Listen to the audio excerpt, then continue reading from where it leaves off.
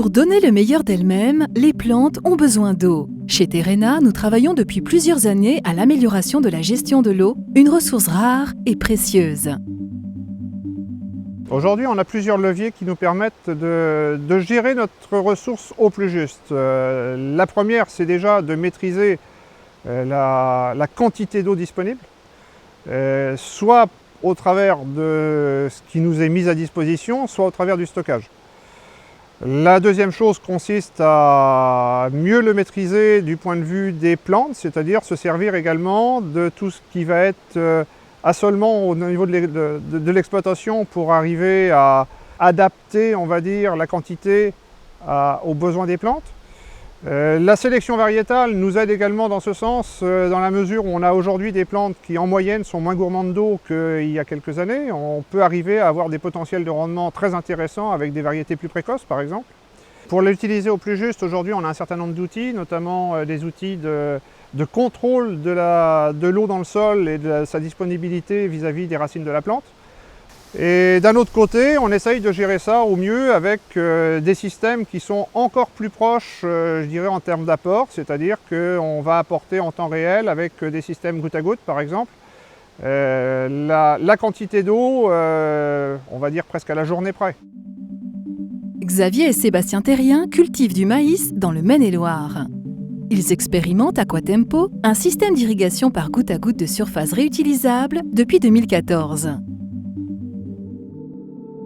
Pour assurer l'irrigation optimale de la plante, le goutte à goutte est disposé tous les 2 rangs.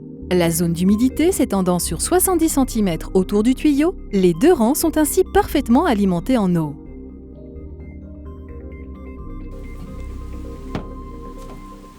Donc l'eau est pompée dans l'étang, elle est ensuite passée sur un filtre à sable et portée sur la parcelle par un système de goutte à goutte.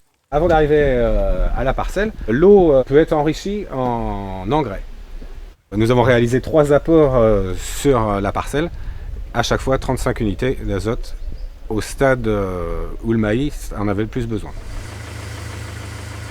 L'eau est acheminée par des petits tuyaux, tous les 2 rangs de maïs, et l'eau sort par des petits trous, et il y en a à peu près tous les 50 cm.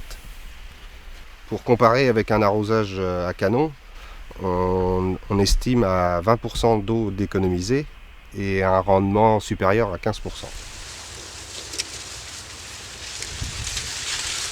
On peut regarder la poupée et constater qu'elle est très belle. Et derrière ça, quand je l'ouvre, on peut voir que le taux de remplissage est de 100%. Ce qui veut dire que la plante n'a pas subi du tout de stress hydrique. Puisqu'on met la juste dose d'engrais, derrière ça, on est sûr qu'il n'y a pas de gaspillage. Du coup, il y a un peu moins de lessivage vers les nappes phréatiques parce qu'on apporte l'engrais au fur et à mesure de la croissance de la plante. On préserve forcément la qualité de l'eau puisqu'on est beaucoup plus pointu dans l'apport, on est beaucoup plus réaliste par rapport aux besoins de la plante et on est capable en temps réel d'apporter selon la plante a besoin. On apporte vraiment la dose au moment T. La dose, elle est consommée dans la journée, les 2 jours, les 3 jours qui viennent. Donc il y a extrêmement peu de pertes et on est capable entre guillemets, de biberonner la plante et de l'emmener sur un terrain où elle est même dépolluante pour le sol. En complément d'Aquatempo, Terrena propose Nilea. C'est un outil d'aide au pilotage de l'irrigation grâce à l'utilisation de sondes capacitives. La sonde, implantée dans la parcelle, est équipée de capteurs d'humidité jusqu'à 50 cm de profondeur. Elle envoie un léger courant électrique dans le sol qui lui revient avec une intensité plus ou moins forte selon l'état hydrique du sol. Ces données sont transmises en temps réel vers un serveur. Elles y sont croisées avec les prévisions météorologiques et analysées selon le stade de développement des cultures. L'objectif, déterminer les dates optimales de déclenchement et d'arrêt d'irrigation.